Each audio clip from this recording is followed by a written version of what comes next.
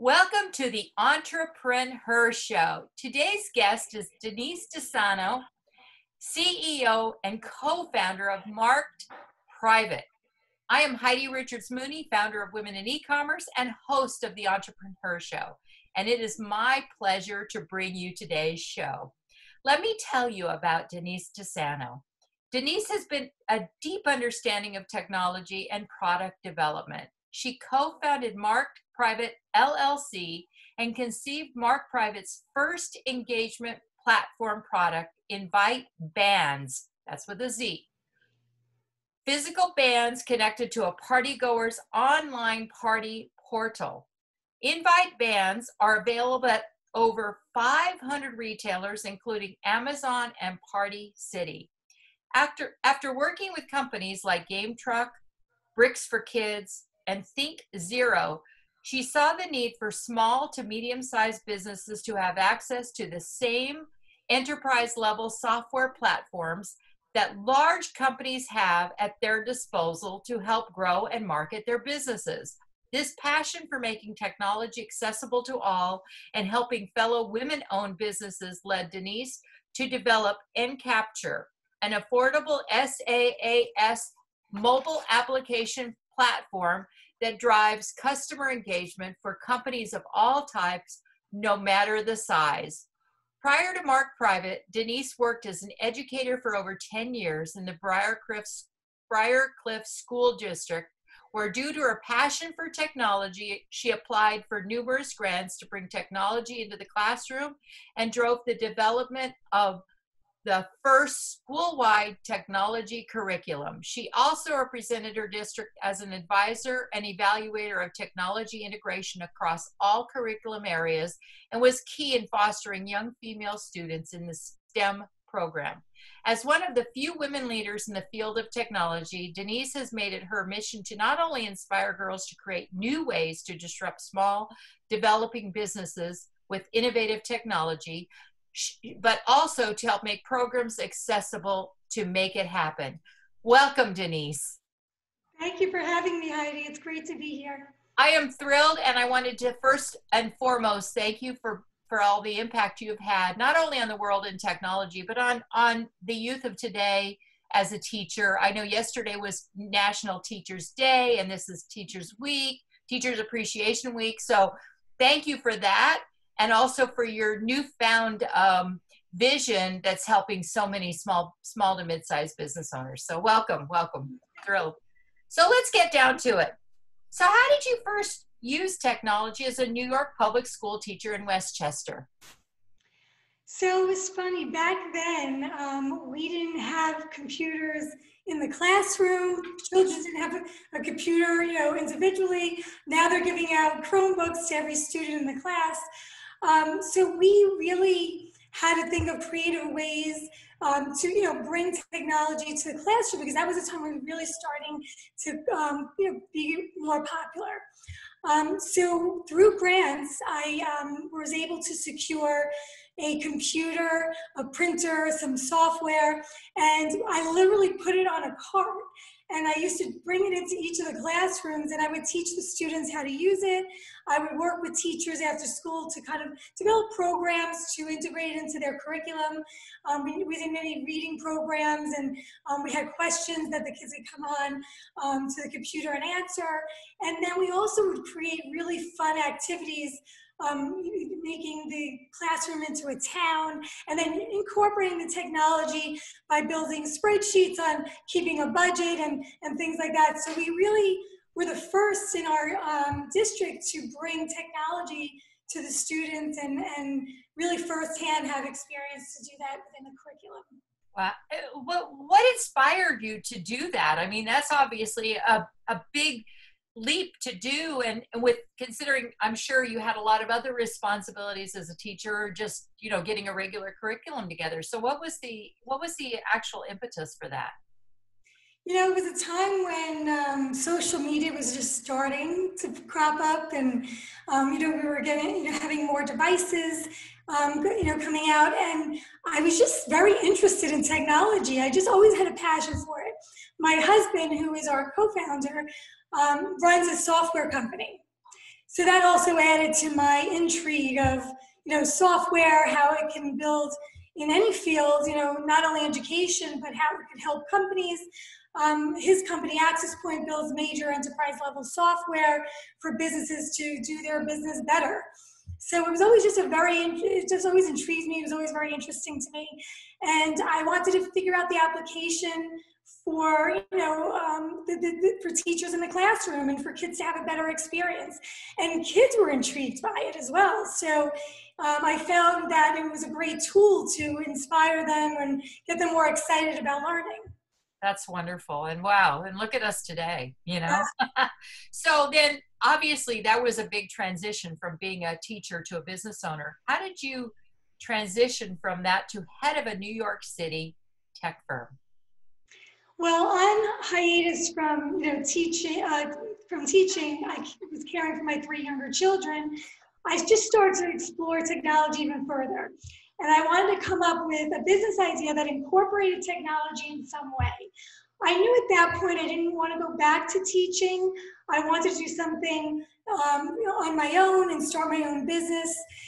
So I would just kind of research and figure out how can I incorporate my love of children and working with children with technology. So eventually I formed Marked Private, a company that creates innovative and accessible technology to all businesses to engage with their communities. And Marked Private's first software platform was this hybrid of a physical product, invite bands, which were these little wristbands that came with codes. And that part of the product was like the mechanism to invite people into your party. And then it came with an online website where people could come on and RSVP. They could privately chat. There was a gift wish list and photo galleries. And the product enabled the kids to connect safely and privately online on this web page that a child would personalize around their birthday or event. So once I created that product, I was working with these different companies. One of them you mentioned earlier, GameTruck, Bricks for Kids, again, still in the children's space. And after working with them, they were really interested in being able to white label our platform. And so I kind of took a step back and I kind of had an aha moment. And I said, it would really be great if we could come up with a product that we could offer to small to medium-sized businesses to really help grow and market their businesses and connect with their audiences. And that's when we created enCappture. And enCappture is now an affordable branded mobile app platform that drives customer engagement, and it makes it affordable for companies to have a mobile app in the app stores. And it's really available now for any type or size company. And we realize that these large companies are using firms like my husband's to build this enterprise level software, hundreds of thousands of dollars to build a mobile app so that you could have it in both the Apple Store and in the Google Play Store. And we're like, how can we get a branded mobile app in the hands of small to medium-sized businesses so they could stay relevant as well? Because just like anything, everyone used to have to have a website to explain their business and connect. And now everyone really has a mobile app. I don't know if you noticed when you're watching TV at night, all of the advertisements for different mobile apps that are out there for various different businesses. Oh yeah, it's kind of like, you remember when they first started saying things like tweet and Facebook and stuff in the programs, and now it's just part of the conversation, and now you hear them talking about mobile apps even on the programs themselves. So you're right, it's become a part of our life. So tell us, I want to know a little more about enCappture and what it does and how it helps people, if you don't mind. Yeah, so we basically what we've done is we've created a platform that's turnkey, cost-effective, and very fast to market. The platform's already built. So basically what we do is we take a company's branded assets, we plug them in, we spin up the mobile app, and we can have the app live in app stores in only a few weeks. And then we do, as you were saying earlier, we're a SaaS business model where we charge like an upfront fee to very low cost. to spin up the apps and get them up and live. And then we do a monthly fee to kind of maintain all the technology. So we host it, we do any code updates that need to be done. We basically manage everything tech, and we provide a dashboard to our clients so that they can go about adding their content, managing their community, communicating with that community, and everything is done through their dashboard and immediately happens in their mobile app in real time. So it's really been a tremendous help, and we're really working with many different verticals. We have associations on there that are promoting their events. They're uploading different content around the topic of their events, providing materials around the speakers that are going to be presenting so that people can really engage before, during, and after that event. We have small businesses that are providing services that want something interactive to really do their business processes. We're working with buildings for tenant engagement, where they're able to have their tenants come on their app, register visitors coming into the buildings, and do different things like that. So there's really, that just kind of shows that we really can cross many verticals because the platform's so customizable. Wow. There are 2 apps for sure, maybe 3 that I'm looking at developing. So I definitely will give you a call because one of them I'd like to get started pretty soon. So let's talk about the obstacles that you face as a woman in technology. What are some of those, and how have you been able to overcome them? So as a woman in technology, I have to say, I know the industry is dominated by men, but I don't think I ever thought about it when I embarked on this new career path. I was just so interested in it. And now I really have surrounded myself with women. So I don't know if that was by accident or not, but really, everyone in my business, the lead, salesperson, the lead marketing person, my lead in my customer service, my lead technologist, we're all women. I do have some men working, but I really haven't found that my gender has affected my progress or my sales in any way. I feel that being really well prepared for meetings, going into a room of primarily men when we present to get a sale, just being really prepared. We've produced such a major product, an enterprise level software that is just proven and so well received and high quality, and our service is bar none. So I just think the combination of everything that we do has made us thrive in this male-driven industry. And I really haven't, thank goodness, found that I've been treated any differently because of my gender. Well, and also it may have a lot to do with the fact that you are the CEO and you have created this incredible tool for people to use, that they look at it, they're looking at the product as opposed to the person, which is really the way it should be, but it doesn't always happen that way. Well, I'm glad that you have not had that. And I think that as we move forward, less and less of that is happening, and more of people are just seeing people as people and not, this is a woman, this is a man, this, whatever the things that separate us are. I think we're becoming more inclusive, and less, even though we're it's so diverse. Technology is so diverse anyway. You're building apps. I do web design. I have friends who do email marketing, and it's all over the gamut. And when people look at you and they think, oh, you know everything because you could do this one thing. And I tell people, I don't even know how to hook up an email to Outlook. So don't ask me. I'll send someone to you. But I can tell you how to build a website, and I know a lot about marketing. So it's funny how you become this person that everybody thinks you can do so many things. And even though building an app, I couldn't even tell you, I wouldn't even know where to begin. I don't know anything about technology. I'm a marketer. So technology has always eluded me, and I applaud you. Thank you, Denise. Thank you very much for what you're doing. So tell us how your company has managed to survive, especially during these tough, challenging economic times, I would say. Well, thank goodness our business has been doing very well. We've been really working and focusing on helping our businesses cope with the new normal and then what lies ahead. My team has been helping our clients navigate working remotely and pivoting their strategy during this time. We've also been spinning up new apps for businesses that need ways to communicate with their stakeholders more effectively, and with those who need technology up and running quickly. So for example, we just spun up in less than 3 weeks an app for our local Chamber of Commerce. They're using the app now to flag businesses that are open, listings like hours of operation, menus and ordering links, special discounts, other pertinent information. They're also communicating with the chamber members to give them, any COVID-19 related information. All these SBA loans, the PPP, they're really getting all that information out in real time in the palm of everyone's hand. So we've been really trying to help, our local businesses as well by, and helping the chamber get that app up quickly. Then we're, helping our association clients. All their live events have gotten canceled.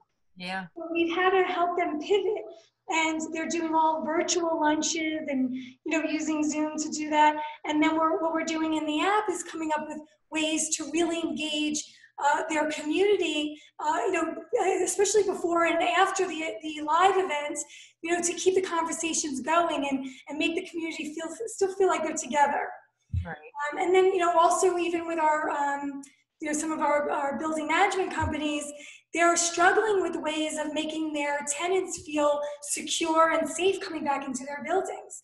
So we're integrating different functionality like hands-free door unlocking systems so that people can leave their phone in their pocket and enter into the building without touching anything. So we're coming up with different ways to communicate with tenants on what their cleaning processes are going to be, and forms for them to be able to request a deep cleaning of the office. So we're really trying to think out of the box and really come up with some strategies with our clients. And then we have a slew of new clients that are just really trying to figure out ways to be more prepared, especially technologically, when people start to come back. Right. We have like restaurants that didn't have online ordering mechanisms. So we're working with them to kind of build that out and then service it right into the app. So there's been a lot of hands-on, time with our clients now just to help them get through this, this difficult time. So it sounds like you've been really busy. Yeah, we've been. Thank goodness, right? Well, I think out of any challenging time in history comes some great innovation. Things these people do, as you said, they pivot. So people are starting to figure out how can we make this work, as opposed to sitting in a dark room somewhere and feeling sorry for themselves. So tell me, what has been the most interesting or fun app you've ever created from enCappture? Interesting or fun? Well, I have a client who created an app she's a music artist, and she created an app for her fans. So that one has been really fun to kind of work with her to build out the different ways she wants to communicate with the fans. Because right now, a lot of musicians and influencers really communicate with their customer base or their fans through social media. Right. And what they've been finding is that social media is kind of like a walled garden. They don't really truly know who that fan is. So when they really kind of use the social media to bring them into their own app, that becomes their own venue. And now they know all of their fans by name. They can market to them, they can learn about them, they can know what their interests are, and then give them, songs and products and things around what they find out. So we have polling and surveys all built into the app. So they'll be able to survey and know exactly, you'd rather a t-shirt versus a sweatshirt with my logo on it, or you'd rather this song over that song, or what, and then they can really segment those fans and give them what they want, and offer those products and services. So that has been a really fun app. Her name is Nikki Fernandez. She does all kinds of really great things with new artists. Like she'll go to the bitter end and set up these times for them to come and perform. And so she's using the app to schedule new artists to come in and book a time on the app. She does all kinds of content for festivals and She'll do everything right within the app. She'll bring in podcasts that are around the festival. I know she did the Bourbon Festival not too long ago, and she plugged in like podcasts that went around that kind of topic and people that were involved and sponsorships and things. So it's really fun because we really pride ourselves on giving really a lot of support and customer service around our clients' initiatives. So they'll call us up and be like, how can I best use the app to, communicate this, this process or this business initiative? And we'll work with them and we'll get on a screen share and we'll set it all up. And what happens on their dashboard happens in real time on their app.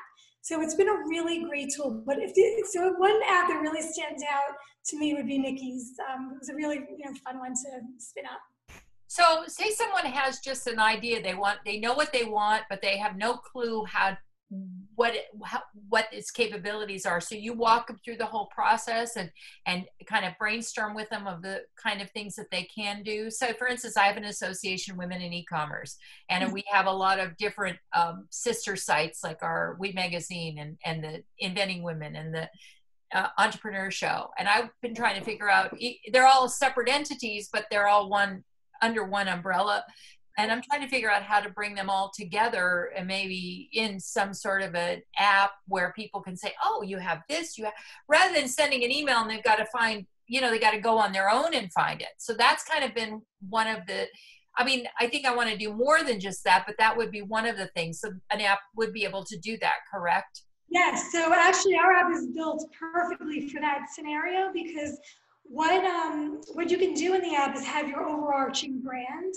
And we have even like this we call it the landing screen where everyone kind of lands in. It's like a splash screen of all your overarching informational stuff, and you can kind of plug in different things, your social and things like that. And then we have an area where we call it our experience builder, where you can kind of segment all of your different properties or your different workflows or your different categories of topics, whatever you want to bring in, and you can really make these different categories. So you can have all your different properties within there and then have all the different initiatives for each one kind of segmented out so people can kind of peruse all the different things that you have to offer.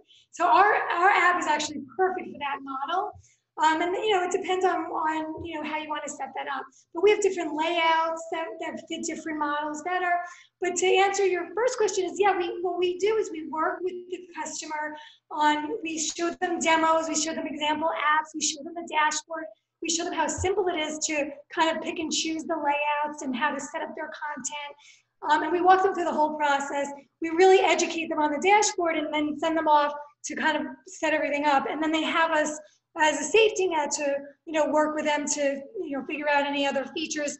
And then every month we do R&D. So we'll launch at the end of the month a whole bunch of new features, enhancements to some features that are already there.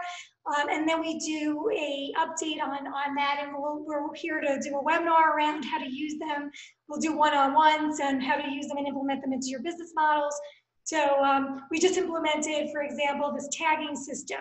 So now you can actually have people self-tag when they come into the app, or are they a member, or are they a visitor, or do they like certain topics, or you can tag them as you invite them into the app. These are members versus visitors, and then they'll be able to segment the content within the app. So for example, on that Chamber of Commerce app, we invited in all the members of the chamber, and we tagged them members. So in the app, they can see an area in the app that is only for members. So there's the meetings, that the normal community members wouldn't want to really know about or don't have access to. They're all in the same app, and they're all seeing the things that pertain to them. So it's really given us so much flexibility for our clients to be able to segment their audiences and feed up the content that they need in those areas. Wow. So how about online learning? Do you create apps for people who say, I have a client who is a professional speaker and she talks about diversity and inclusion. Do you do anything where they could upload their courses or something like that? Because we've been trying to figure out a platform for her, and I'm thinking this might be perfect because it'd be simple enough for her and myself to manage. She is so overwhelmed by all this sites like she's teachable, and I've gotten her on LinkedIn Learning, but I think that there could be it would set her apart from a lot of her competition too by having her own. Yeah, and it's a perfect platform for that, because what she could do is really have her whole brand on the app, not just her classes. So she could show off her brand. She could have a log of all of her classes. If she has everything already built online, we could link those in, and you could see them right, within the app, or you could register for them there. We do a lot of things where we web link. It's as simple as actually taking the URL and plugging it in and saving it, and then you can see within the app. What that does is allow you to continue how you're building out your courses and classes and information on your websites, because a lot of the companies that come to us already have that content built, and they don't want to start over. They don't want to have to build it on the website and then build it again in the app. So we just link in what they're doing already, but they could serve it up, right within the app. I just signed on a client. It's called Truvillion. It's a real estate agency education program, and she's doing exactly that. And then if you have podcasts that you do around your business, or different kinds of informational resources you want to offer besides the classes, you can have everything in one place. And it does get rid of all those emails, because I don't know about you, I'm members of all these different associations, and now I've like segmented them out in my Gmail to be in one tab. And when I have time, I go in and look, because all this great information and resources were getting like just kind of lost in my inbox, and once it gets so far down, I'm just looking at answering my clients and my important work day emails. So I think it's just such a great way to put everything under one umbrella, be in the palm of your users or your audience's hand, and be able to serve everything up in one place. So I think it'll be perfect for that. Well, I'm gonna make sure you and I connect again after Mother's Day, and we'll talk, and I'll get my client to talk to you. And I think that this would be a perfect solution, because we've been looking. I've been doing most of the research for her, and that's why I suggested LinkedIn Learning. She's got courses on 5 different sites, and we're trying to figure out how to put them all into one spot. So she'll probably end up putting them on LinkedIn Learning, or maybe on her own website. And then I think an app is just perfect. Or if she doesn't move any of them, the app can certainly link to all of them, instead of people having to find them in other ways. So there's so many opportunities the way you've described it. So thank you. I'm so excited. Woo! It's funny because you mentioned that you work with, you in marketing, and you have clients in that realm. We work with a lot of marketing firms as an offering to their clients, as part of their marketing, package to them. It just seems to be a natural, with the website, have the mobile app. And it's really, just an extension to their marketing, proposals, because it just fits so well. Well, I think every one of my clients could use you, but I'm going to start with one. It will overwhelm me. I think, and she's the one who needs it the most right now. Although I have an artist who could use it. I have a Reiki instructor who's so overwhelmed by, all of this social media and stuff. She's a one-on-one type person, and I think an app would be great for her too, because it would make it comfortable for her, and she wouldn't feel overwhelmed. And someone else could manage it for her, because she goes in and does the Zoom, and she does everything, and it's just, she's, and that's not her wheelhouse. So it's good. Well, thank you. So let's talk. What advice would you give other young women entrepreneurs in technology today? So some general advice I would give. I have 3 things that I usually give as advice for new entrepreneurs in general. One is hire slow, fire fast. Something that I've come to live by, because I've made the mistake over and over again. You really need to find the right people for the right seat. And if they're not performing, maybe it's just a matter of changing them into a different role, or eventually having to let them go. But really, if they're not the right person, you need to find that right person, because having those essential key people in those right seats really will bring your business to another level. Another one is, don't try to be an expert on everything. Bring in people that know their stuff, but know everything that's going on. You have these people running these different areas, but you need to know everything that's going on in your business to the last detail. Yeah. And then also, as a woman, especially in the tech field, ask for the business. You know, we tend to go into these meetings, we do this great sales pitch, and then when it comes time to talk about pricing and contracts, and we kind of shrink up and leave the meeting without asking for the business. And as women, we really have to step up and just, be, proud of our product, go in with being the SME, the subject matter expert, and ask for the business in the end of that meeting.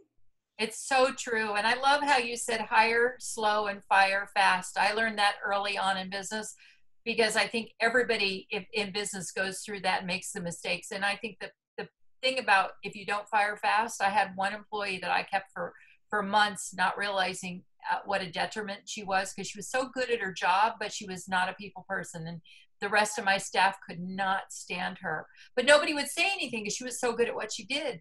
And she really undermined everybody. And when she left, they were coming up to me saying, "What took you so long?" And oh my goodness, thank you for, blah, blah, blah. And it was just, and it was such an aha moment for me. It made me realize I really need to ask them, how are you guys doing? We'd have company meetings weekly, but I never asked that. How's everybody getting along? Or what, because people don't want to confront each other. So that's our job as the lead in the company, is to make sure that those things don't happen. But you do learn it the hard way. So I hope these young entrepreneurs, especially the women, because I think women tend to be, I hate to put people in a box, but I think we tend to be a little nicer, meaning that we don't want to hurt anybody's feelings. So we'll think, oh, well, let's just let them, maybe they'll fit into it, and it never happens. If they're wrong at the beginning, they're never going to be right, So great advice.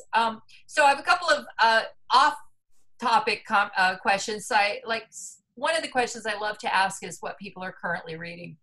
So what are you currently reading? I'm right here. So being that I came from teaching and then went into business, I like to consume every business book that I can.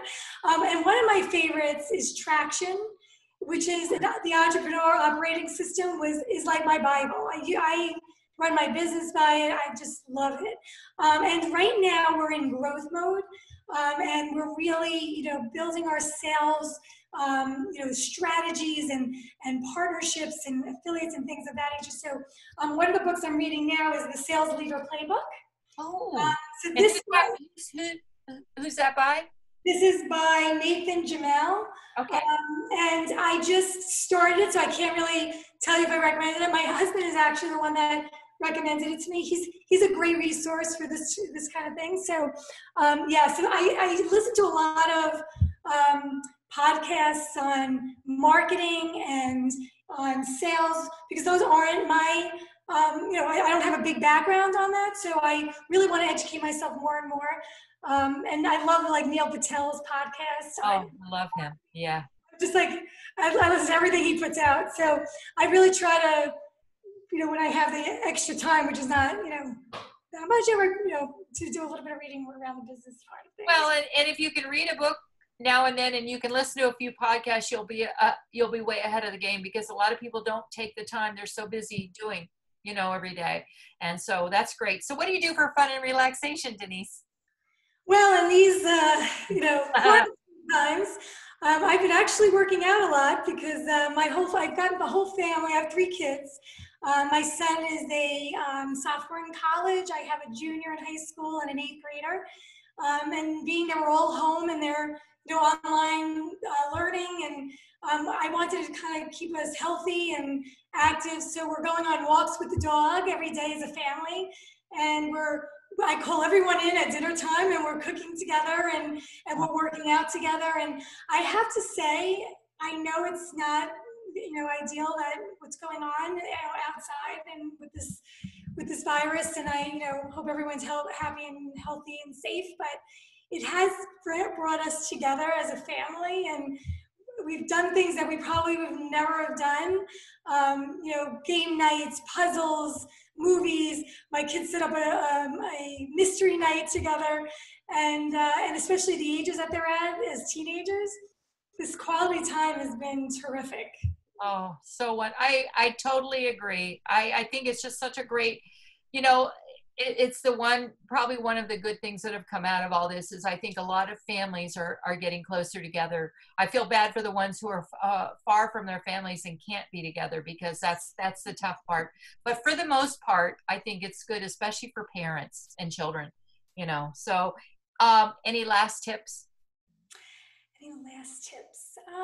Just, you know, I think you should always bring your qualities and your strengths to whatever you do, especially in the tech world. And for women, I think our encouraging nature, our inclusive nature is really key. And I think we should be networking more and bringing each other into the fold and helping each other, because men do that really well. And I think women can do better at that. But I really believe, like, especially what you're doing, Heidi, I mean, is tremendous on, you know, highlighting women in you know, the entrepreneurs and bringing these groups together is such a key thing. I think so many of us sit behind our desks all day, and we really need to get out from behind it and meet other people and network and help each other in whatever we're doing. And that's why I do this, because I have met women all over the world, and I'm able to share these great relationships with others. And I've had people actually partner together, and I'm thinking of the possibilities with us. So thank you. Thank you so much for being with us today. What's the best way that our audience can connect with you? Well, they could go right to my email, Denise DiSano at enCappture.com. They can, you know, cut me on LinkedIn's a great way to message me again. Denise DiSano, my last name is spelled D-I-S, as in Sam, A-N-O. So LinkedIn's a great way to just shoot me a message. But my email is probably the best way to get me. Excellent. Okay. Well, thank you, Denise, for being with us today. Be sure and visit Denise at enCappture, that's EnCappture.com, and share this show with your friends and colleagues. Send them to the EntreprenHerShow.com. Denise, thank you so much. We'll talk soon. Thanks, Heidi. Thanks for having me. Be safe. You're welcome. Thank you.